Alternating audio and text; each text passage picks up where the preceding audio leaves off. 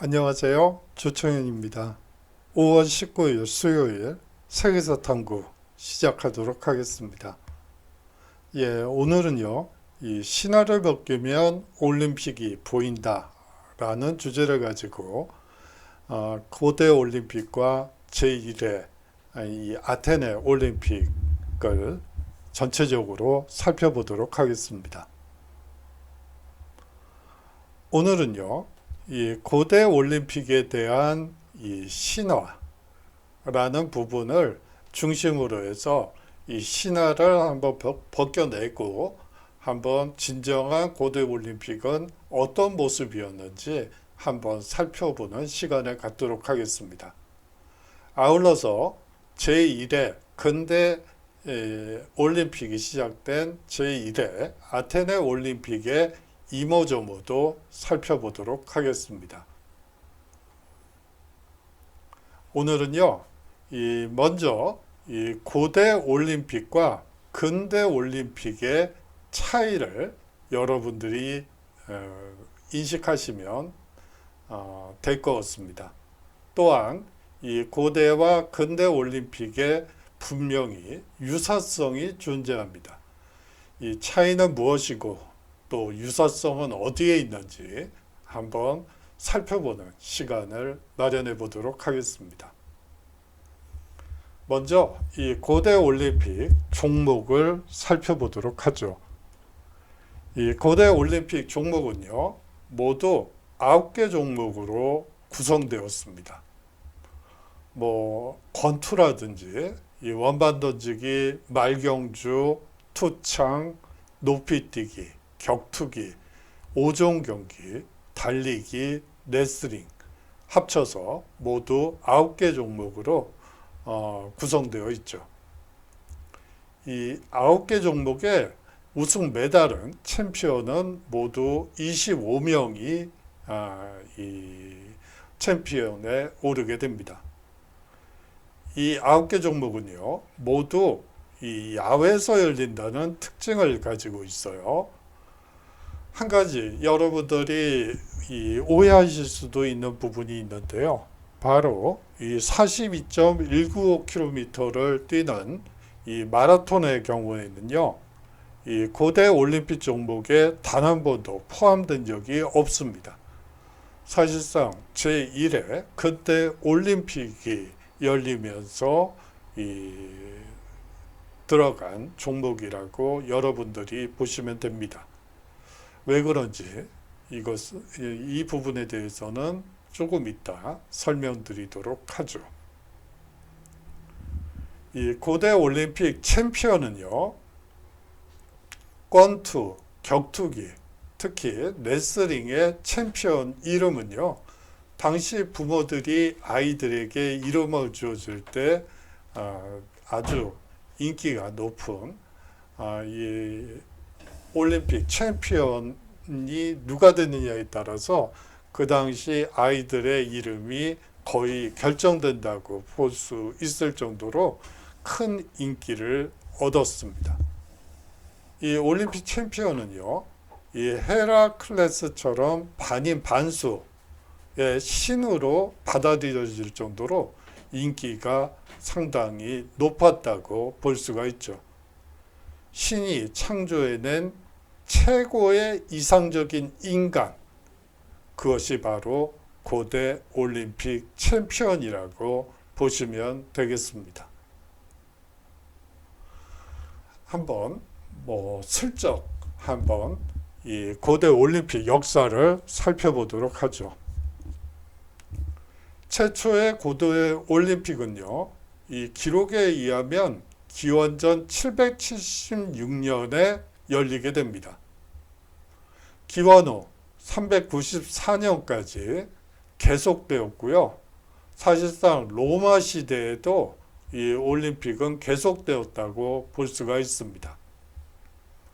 올림픽이 멈춰선 것은 기독교가 로마의 국교로 정해지면서부터라고 보시면 됩니다. 100여 개의 그리스 신들의 무용담으로 뒤덮인 고대 올림픽은 사실상 기독교의 유일신 사상에 맞지 않았기 때문에 이 올림픽 경기가 이제 없어지게 된 것입니다. 따라서 고대 올림픽은 1170년의 역사를 자랑한다고 볼 수가 있겠죠. 잠시만요. 제가 이 줄을 긋다 보니까 이 연도가 여러분들이 안 보일 수도 있을 것 같아서 좀 지웠습니다. 예, 투창 경기의 모습을 그린 사파가 있어서 한번 가지고 와 봤어요. 근데 이미지가 별로 좋지 않은 것 같아서 여러분들께 죄송하다는 말씀을 드리겠습니다.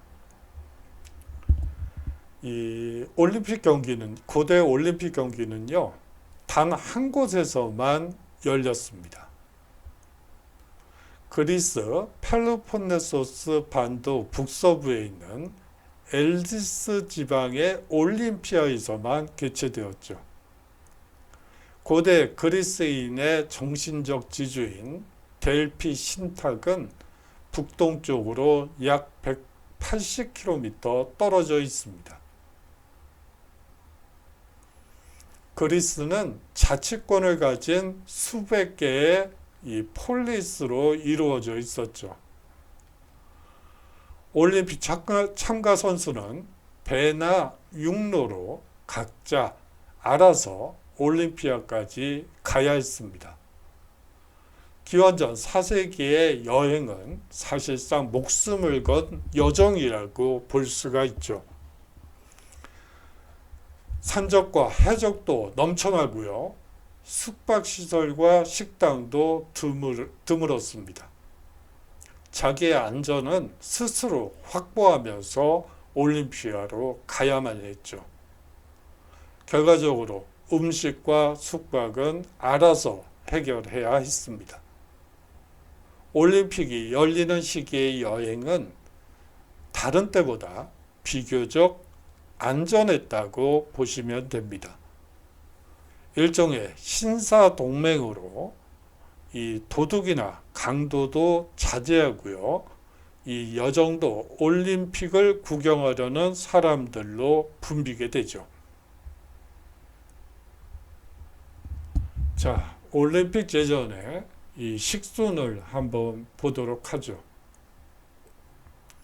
올림픽의 출발점은요, 이 그리스 신들을 기리는 의식에서 출발했습니다.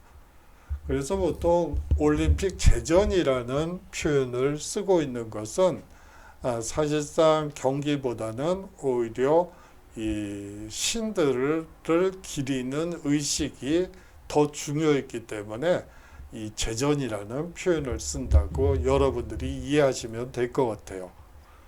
이 최고의 신 제우스를 중심으로 부인인 헤라, 포세이돈이 사랑한 전설적 인물인 펠롭스, 그리고 반인반신의 헤라클레스는 고대 올림픽의 주신이라고 볼 수가 있죠. 4년마다 열린 고대 올림픽은 낮이 가장 긴 8월에 5일 동안 진행되었습니다. 전날 밤 선수들은 펠롭스의 무덤에 숫양을 제물로 바치는 행사부터 시작합니다.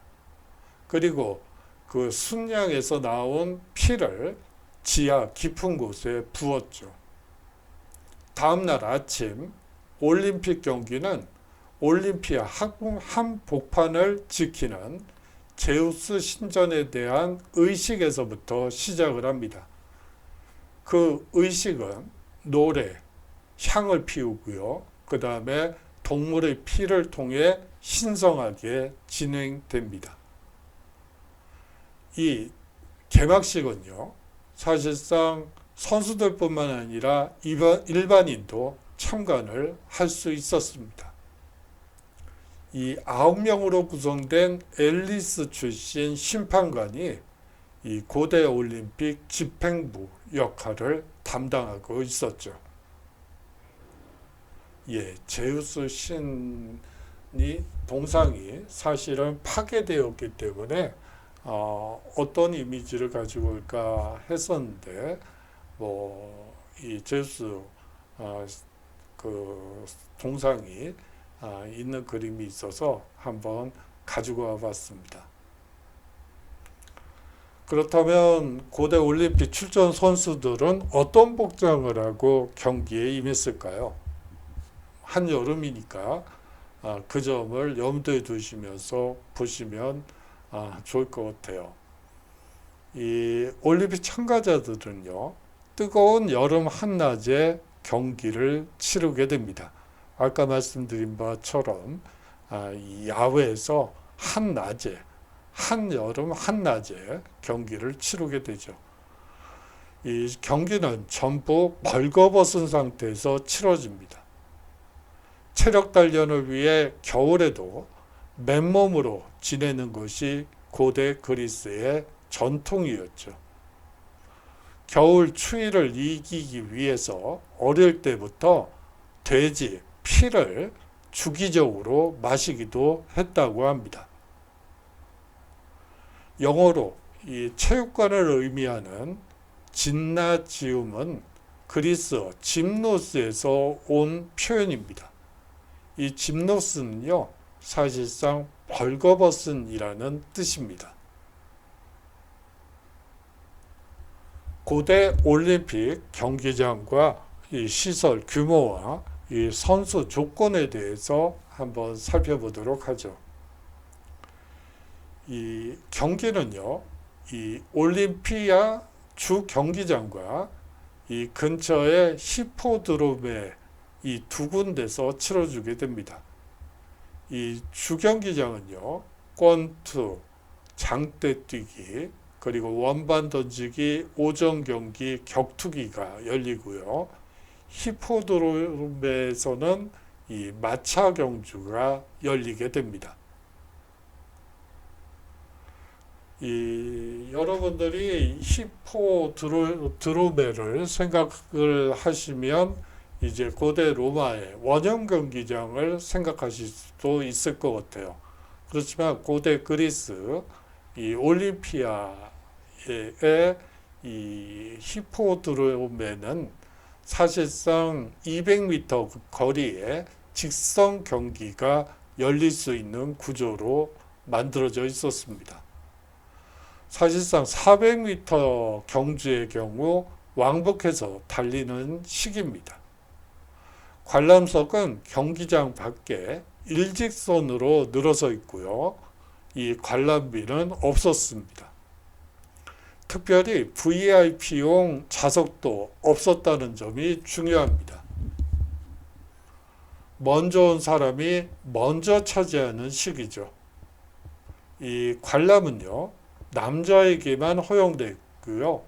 여기에 자유시민이어야 한다는 조건이 하나 더 붙게 됩니다. 다시 말하면 자유시민들끼리 이제 와서 경기를 참전을 하고 또 경기를 보기 때문에 VIP 좌석이 따로 없는 것은 어떻게 보면 자유로운 이 민주사회에서 당연한 일이라고 보여집니다. 여러분들은 고대 올림픽에 대해서 이런 환상을 가지고 있는 것 같습니다. 고대 올림픽에는 아마추어 선수들만 출전한 거 아닌가요? 그렇지 않습니다. 고대 올림픽은요, 프로 선수들만 참가했습니다. 1896년 제1회 근대 올림픽이 개최되어서야 비로소 이 아마추어 선수들만 참여할 수 있었죠. 이 아마추어 선수들이 올림픽에 참여해야 한다는 이 생각은 사실상 완전히 현대적인 개념이라고 여러분들이 생각하시면 될 것 같습니다. 고대 올림픽에 참가한 선수들은요, 이 폴리스 또는 개인 후원자로부터 봉급을 받고 운동한 프로들이었습니다. 이 고대 그리스인들에겐 아마추어란 개념은 존재하지 않았습니다. 아울러 그리스인에게 선수라는 단어는 상을 놓고 경쟁하는 사람이라는 뜻입니다. 물론 고대 올림픽에서 우승자에게 상금이 수여되지는 않았죠. 하지만 고대 올림픽 우승자가 귀국했을 때 명성과 재산이 한꺼번에 굴러 들어오게 됩니다. 폴리스들은 올림픽 우승자들에게 상금을 수여하기도 했고요. 예를 들어 아테네의 경우에는 올림픽 우승자에게 엄청난 액수의 상금과 세금 면제와 같은 특혜를 부여하기도 했습니다. 공정한 경쟁으로 우승자가 갈아졌을까요? 고대 올림픽에서요. 이 금메달에 대한 인간의 탐욕은 고대 올림픽이라고 해서 예외는 아니었던 것으로 보입니다. 물론 오늘날과 같은 약물 복용이 있었는지는 추적하긴 어려울 것 같습니다. 하지만 반칙이 일반화되고 돈을 통해 선수나 심판관을 매수하거나 우승 후보인 상대방 선수를 공경에 빠뜨리는 일은 비일비재했던 것으로 보입니다. 고대 올림픽 참가 선수들은요, 이 무시무시한 크기의 제우스 동상 앞에서 공정하게 경기하겠다고 먼저 서약을 하게 됩니다. 이 규칙을 위반한 선수는요, 곧바로 실격당하고요. 이 발각 시에는 공개적 채찍질을 당하게 되죠. 뇌물을 받고 승부를 조작한 선수와 심판은 막대한 벌금형을 당하기도 합니다. 이 벌금 중 일부는요, 이 올림피아 경기장 입구 근처에 세워진 제우스 동상 건설에 그 벌금으로 걷어들인 돈을 이용하기도 합니다. 제우스 동상의 앞면에는요, 승리는 돈이 아닌 속도와 힘으로 라는 문구를 새겨 부정행위를 경고하고 있죠. 이러한 제우스 동상이 수년 동안 16개나 건립되었다는 것은 당시 얼마나 이 선수와 심판에 의한 사실상 승부 조작이 일반화되어 있었는지를 보여주는 대목이기도 합니다. 기원전 332년 제112회 올림픽 당시에 이 오정 경기에 출전한 아테네 출신 칼리푸스가 상대방 선수를 매수하여 승리를 거둔 이 사건이 있었습니다. 그런데 이 칼리푸스의 부정 행각이 발각이 되게 되죠. 그렇게 되면서 심판 조직위원회에서는 엄청난 벌금을 부과하게 됩니다. 아테네 대표단이 심판관을 만나 벌금형을 취소해달라고 부탁하기도 하는데요. 이 심판관은 벌금형을 굽히지 않았습니다. 아테네 대표단은 벌금을 못 내겠다고 버텼고요. 결국 이 분쟁은 신의 목소리를 듣는 델피의 신탁으로 넘어가게 됩니다. 신은 벌금 지급을 명하게 되죠. 이 올림픽 참가 선수의 부정과 반칙은 해가 갈수록 진화했죠. 벌칙은 다른 차원의 형식으로 발전하게 됩니다. 올림픽 경기장 바깥쪽 입구에 있는 제수 신전이 벌칙의 장소로 활용되었던 것입니다. 다른 제우스 석상과 다른 점은 등 뒤에 새겨진 특별한 문장, 이 제우스 석상 뒤에 새겨진 문장의 주인공은 대부분 반칙, 뇌물, 거짓말, 부정에 연루된 이 선수들의 기록이었습니다. 벌칙으로 제우스 석상 뒤에 죄상을 기록해 둔 것이죠. 이 제우스 석상 구입비와 글자를 새기는 데 따른 비용도 본인이 전부 부담해야만 했습니다. 고대 올림픽 경기 대회에서 처음으로 기록된 부정행위 스캔들은 다른 이 기원전 338년으로 거슬러 올라갑니다. 테살리아의 복서 이 유폴루스가 이 3명의 산세 선수들을 돈으로 매수하여 승리한 사건이었죠. 다 이 기록으로 남아있는 것들입니다. 이 승부 조작을 최악으로 몰고 간 것은 황제가 직접 올림픽 경기의 선수로 출전했을 때였습니다.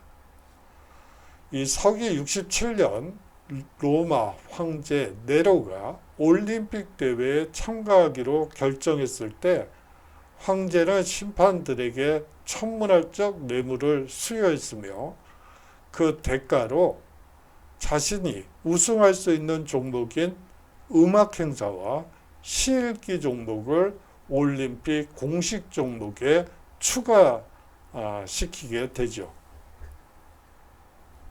네로는요, 이 사두마차 경주 대회에 10두마차로 참가하게 됩니다. 4마리가 끄는 마차 경주 대회에 10마리를 끄는 마차를 끌고 경기에 참가하게 되는 것이죠. 네로는 마차에서 떨어져 경주를 완주하지 못했지만 심판은 그에게 우승을 선언했습니다. 네로는 올림픽에 이어 연이어 개최된 그리스에서 개최된 여러 스포츠 제전에 참가해서 무려 1808개의 우승 트로피를 거머쥐고 개선하기도 하죠.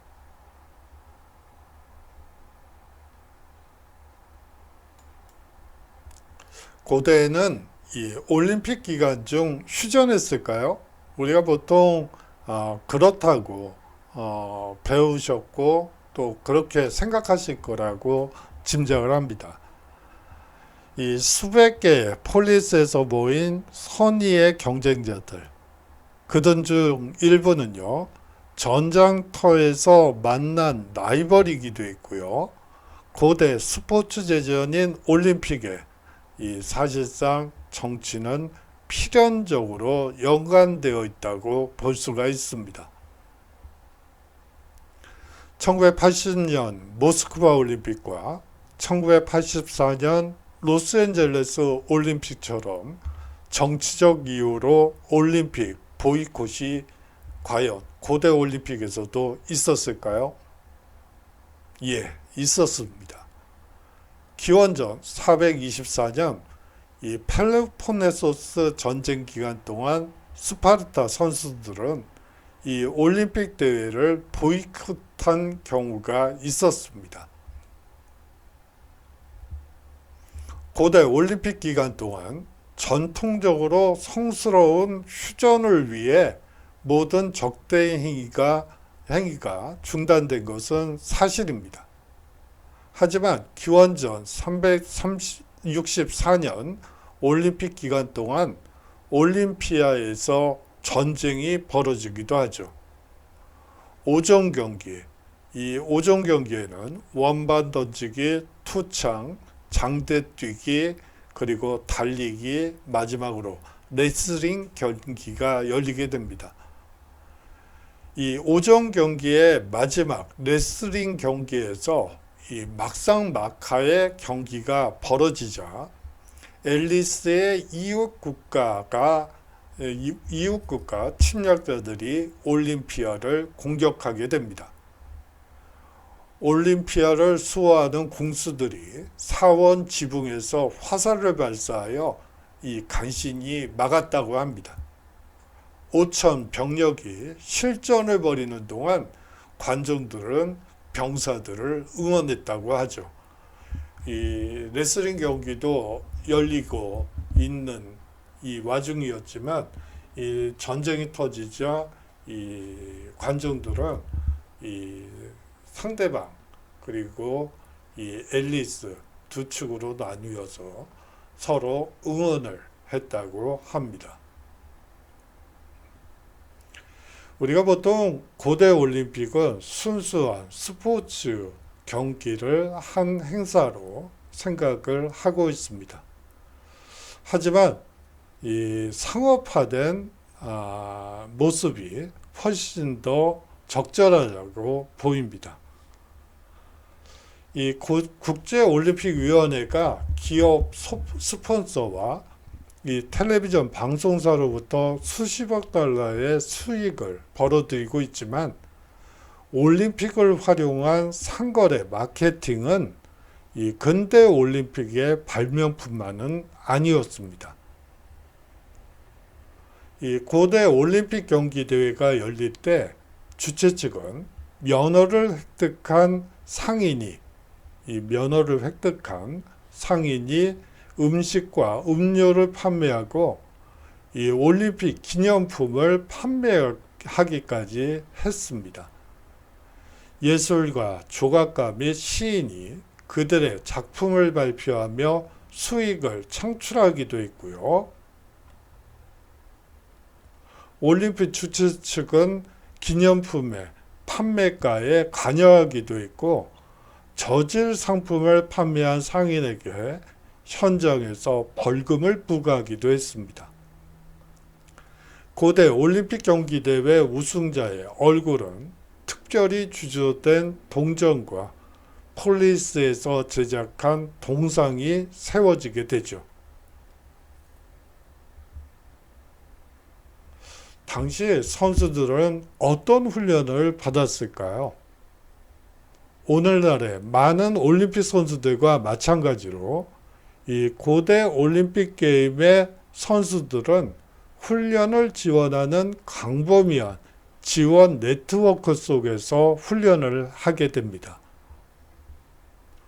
폴리스들은요, 스포츠 시설에 투자하고 운동선수의 의학, 영양, 그리고 물리치료를 지원하는 트레이너를 고용하죠. 올림픽 챔피언을 조련한 트레이너는 특히 유명세를 타게 됩니다. 운동법, 그리고 다이어트에 대한 매뉴얼, 그리고 올림픽 우승자가 될 수 있는 트레이닝 매뉴얼을 이 글로 써서 남기게 되고 이것은 그야말로 베스트셀러로 기록될 정도로 이 올림픽에 대한 이 올림픽 챔피언에 대한 이 욕구가 상당히 높다는 것을 이 부분에서 여러분들이 아실 수 있겠죠. 최초의 순수 아마추어 올림픽 경기가 딱 한 번 열린 적이 있습니다. 그것은 제1회 이 아테네 올림픽이었다고 여러분들이 생각하시면 될 것 같아요. 이 쿠베르텐과 이 국제올림픽위원회의 노력에도 불구하고 이 1896년 제1회 올림픽 대회에는 대부분의 국가가 국가대표 선수를 파견하지 않았습니다. 더구나 프로 선수의 올림픽 참가 배제 조치로 당대 최고의 스포츠 스타들이 참가하지 못했죠. 미국 대표팀은 13명의 이 대학 및 아마추어 운동선수로 구성되었습니다. 아테네 여행단이다 라는 별명이 붙을 정도로 정말 순수 아마추어 팀만 참여했다고 보시면 되죠. 이 미국 대표팀 일원인 토마스 쿨티스는 인터뷰에서 실제로 대표팀을 우리 스스로 뽑았다고 증언했습니다. 제1회 올림픽 대회 참가 선수들은 그리스인이거나 심지어 여행자들로 구성되어 있었죠. 어쩌다 이 국가대표가 된 자들도 있었습니다. 이 중 가장 유명한 선수는 아일랜드 출신인 존 피우스 볼랜드라는 이 선수였는데요. 이 관중으로 경기를 보고 있다가 친구가 올림픽 테니스 종목의 선수로 등록시켜 참가하게 됩니다. 정말 어쩌다 국가대표가 된 것이죠. 그런데 이 존 피우스 볼랜드는 제1회 아테네 올림픽 테니스 종목 챔피언이 됩니다. 아울러서 이 경영 종목은 바다에서 수영을 하는 이 야외 경기로 진행되었습니다. 제1회 아테네 올림픽 경영 종목은 아테네 인근 제아만에서 개최되었죠. 선수들은 나무로 된 뗏목으로 출발지로 갔고 거기에서 라인으로 떠다니는 속이 빈 호박을 경계로 해서 이 해안을 향해 경영을 했습니다. 실내 수영장의 편안함에 익숙한 운동선수들에게 바다의 거친 파도, 당시 파도의 높이가 3m였다고 하고요. 그리고 차가운 해수온도, 당시 13도였다고 합니다. 이 해수면 온도는 이 수영 종목에서 올림픽 챔피언이 되겠다는 투지보다는 살아남아야 한다는 투지를 자극시켰죠. 미국 수영 대표팀 가드너 윌리엄스는 차가운 물에 놀라 100m 지점에서 포기했다고 증언했고요. 이 헝가리 챔피언이었던 알프레드 허요시는 인터뷰에서 이 저체온증에 대해 이렇게 말했습니다. 살고자 하는 의지가 이기고자 하는 욕망을 완전히 극복한 그런 경기장이었습니다. 라고요. 이 허요시는요, 제1회 아테네 올림픽 수영 챔피언이 됩니다. 살려고 경기에 임했더니 우승을 했다는 얘기가 되겠죠. 이 제1회 올림픽 챔피언은 은메달리스트가 됩니다. 이게 무슨 뜬금없는 얘기냐고요? 금메달리스트 아닌가요? 예, 거기에는 그만한 사연이 있습니다. 금, 은, 동메달을 수여하는 올림픽 전통은 사실상 1904년 세인트 루이스 올림픽 대회 때부터입니다. 1896년 제1회 올림픽 대회 챔피언은 은메달과 상장 그리고 올리브 가지를 선사받았고요. 준우승자는 동메달과 월계관을 받았습니다. 한편 불운하게 3위가 된 선수들은 아무것도 받지 못했습니다. 이 제1회 근대올림픽은 또 하나의 이 역사를 쓰게 되죠. 이 여자 선수가 없는 유일한 올림픽이 제1회 아테네 올림픽이었습니다. 고대와 마찬가지로 이 최초의 근대올림픽은 남성만이 선수로 참여할 수 있었습니다. 여성의 배제는 주로 여성의 스포츠 참여가 외설적이라고 생각했던 국제올림픽위원회의 이 피에르드, 이 쿠베르땡 회장의 영향 때문이었죠. 여성은 다음 올림픽인 제2회 이 파리 올림픽 대회에 이 골프와 테니스 종목에 데뷔하게 됩니다. 쿠베르땡은 이 여성의 올림픽 참여에 완고하게 반대했습니다. 그는 올림픽 대회는 국제주의를 기반으로 국가에 대한 충성을 수단으로 예술을 배경으로 여성의 박수를 보상으로 남성 운동 능력에 엄숙하고 주기적인 고양이 되어야 한다고 말했던 것이죠.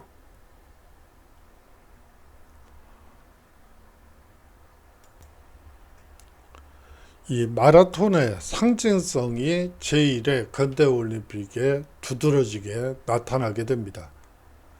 1896년 제1회 근대올림픽 대회는 마라톤이라는 종목을 최초로 신설하게 되죠.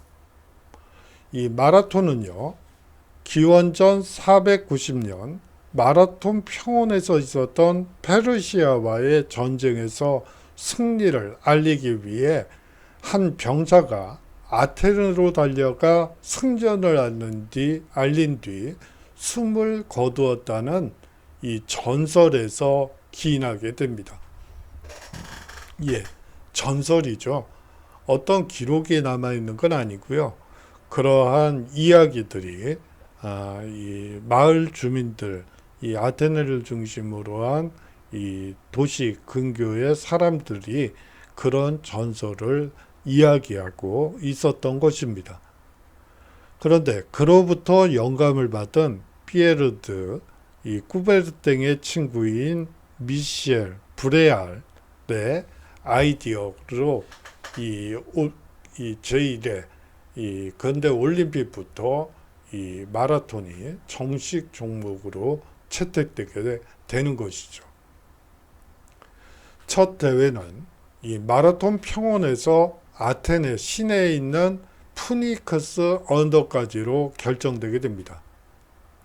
이 사실상 거리를 기준으로 했을 때는 오늘날의 마라톤 거리보다 약간 짧았어요. 뭐 한 3, 4km 정도 모자라는 이 거리를 달리는 경주였습니다. 13명의 마라톤 참가자 중 거의 절반이 중도에 포기를 했고요. 일부 선수들은 이웃 주민들의 호의로 말마차를 타서 실격을 당하게 됩니다. 이 예상치 못한 승자는 그리스 국적의 이 물지객꾼인 이 스프리돈 루이가 차지하게 되죠. 그는 마라톤 풀코스를 꾸준한 속도로 달리며 중간에 잠시 멈춰 계란을 먹고 이 와인 한 잔을 마시기도 했다고 합니다. 그가 비틀거리며 힘에 버겨워서 비틀거리며 스타디움으로 들어갔을 때 그리스 관중들은 환호성을 지르었고요. 그가 결승선에 도달하기 얼마 전 그리스 왕과 왕세자도 흥분한 나머지 그와 함께 달렸다고 합니다. 그리스 국왕은 이제 제1회 아테네 올림픽이 성공적으로 이제 마치게 되자 차기에도 이 아테네에서 앞으로 있을 모든 올림픽을 아테네에서 결정하자, 아테네에서 이 거행하자고 제안하게 되죠. 제1회 아테네 올림픽 대회가 끝날 무렵 연회에서 이 그리스 왕은 대회가 큰 성공을 거두었다고 환호하며 그리스가 올림픽에 영구적이고 안정적인 본거지가 될 것을 제안하고요. 많은 참가 선수들이 그리스 국왕의 제안에 지지를 보내게 됩니다. 그런데 근대 올림픽 창시자인 쿠베르땡은 그 제안을 받아주지 않죠. 쿠베르땡은 올림픽을 이 국제대회로 만들기를 원했고 사실상 현금이 부족한 그리스 정부가 계속해서 올림픽을 개최할 수 있을지 의심하고 있었습니다. 쿠베르텐과 국제올림픽위원회 위원들은 결국 회개한 타협안을 제시하게 되죠. 하계 올림픽은 4년마다 도시를 바꿔 개최하는 반면 그리스는 4년마다 개최되는 대회 사이에 열리는 중간 올림픽 대회의 개최지로 아테네를 결정하기로 한 것입니다. 1906년 중간 올림픽 대회가 처음이자 유일하게 아테네에서 개최됐고요. 정치적 혼란으로 다음 3번의 대회는 취소되게 됩니다. 2004년이 되어서야 아테네가 마침내 올림픽을 다시 개최할 수 있었죠. 오늘은 12주차라서 따로 이 주차 과제를 드리진 않겠습니다. 오늘의 핵심으로 정리를 해보죠. 이 올림픽에 관한 이모저모를 살펴보았습니다. 고대 올림픽과 제1회 아테네 올림픽, 그리고 현대 올림픽의 유사점과 차이점은 무엇일까요? 올림픽의 역사를 통해 우리가 취해야 할 것은 무엇이고 취하지 말아야 할 것은 무엇인지 생각해보는 시간이 되시기 바랍니다.